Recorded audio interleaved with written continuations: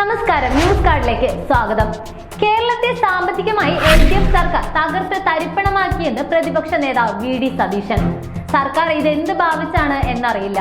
കേരളത്തിന്റെ നില തന്നെ കടത്തിലേക്ക് മുങ്ങിത്താഴുമെന്നാണ് തോന്നുന്നത്.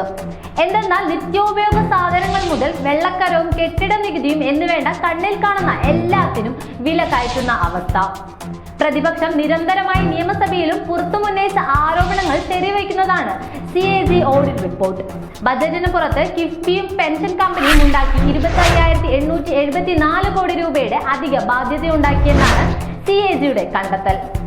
25,874 കോടിയുടെ ഈ അധിക ബാധ്യത സർക്കാർ മറച്ചുവെച്ചെന്നും റിപ്പോർട്ടിലുണ്ട്. ബജറ്റിന് പുറത്തുള്ള കടമെടുപ്പ് അപകടമുണ്ടാക്കുമെന്ന് പ്രതിപക്ഷം മുന്നറിയിപ്പ് നൽകിയതാണെന്ന് VD സതീശൻ പറഞ്ഞു. സഞ്ചിത നിധിയിൽ നിന്നുള്ള പണമെടുത്താണ് വരുമാനമുണ്ടാക്കാത്ത കിഫ്ബി വരുത്തുന്ന നഷ്ടം നികത്തുന്നത്. കഴിഞ്ഞ ബജറ്റിനും ഈ ബജറ്റിനും ഇടയിൽ 2 തവണ വൈദ്യുതി ചാർജ് കൂട്ടി. കെട്ടിട നികുതിയും വെള്ളക്കരവും ഇന്ധന നികുതിയും എല്ലാം സേവനങ്ങളുടെയും നിരക്കുകളും കൂട്ടി. ജപ്തി നടപടികൾ ഏറ്റവും കൂടുതൽ ഉണ്ടാക്കിയതും കഴിഞ്ഞ വർഷമാണ്. ഇതിനിടയിൽ രൂക്ഷമായ വിലക്കയറ്റവും ഉണ്ടായി. പൊതുവിപണിയിൽ ഇടപെട്ട് വിലക്കയറ്റം പിടിച്ചു നിർത്തേണ്ട സപ്ലൈകോയും ഈ സർക്കാർ തകർത്തു. 3000 കോടിയാണ് സപ്ലൈകോയുടെ നഷ്ടം. സബ്സിഡി നൽകേണ്ട 13 നിത്യോപയോഗ സാധനങ്ങൾ സപ്ലൈകോയിലില്ല. അധികാരത്തിലെത്തിയാൽ സപ്ലൈകോയിലെ നിത്യോപയോഗ സാധനങ്ങളുടെ വില വർദ്ധിപ്പിക്കില്ലെന്ന് പറഞ്ഞവരാണ് സബ്സിഡി വെട്ടിക്കുറച്ച് വില കൂട്ടിയത്. മാവേലി സ്റ്റോറുകളിൽ ഉണ്ടാകുന്ന വിലക്കയറ്റത്തിന്റെ പ്രതിഫലനം പൊതുവിപണിയിലും വിലക്കയറ്റം ഉണ്ടാക്കും. ഈ സർക്കാർ സ്വീകരിക്കുന്ന എല്ലാ തീരുമാനങ്ങളും സാധാരണക്കാരെ സങ്കടപ്പെടുത്തുന്നതാണ്. അതിനാൽ സപ്ലൈകോയിലെ നിത്യോപയോഗ സാധനങ്ങളുടെ വില വർദ്ധിപ്പിക്കാനുള്ള തീരുമാനം അടിയന്തരമായി പിൻവലിക്കാൻ തയ്യാറാകണം. കേരളത്തിന്റെയും നവകേരള സദസ്സിന്റെയും പേരിൽ നടന്ന പിരിവിന് കണക്കില്ല.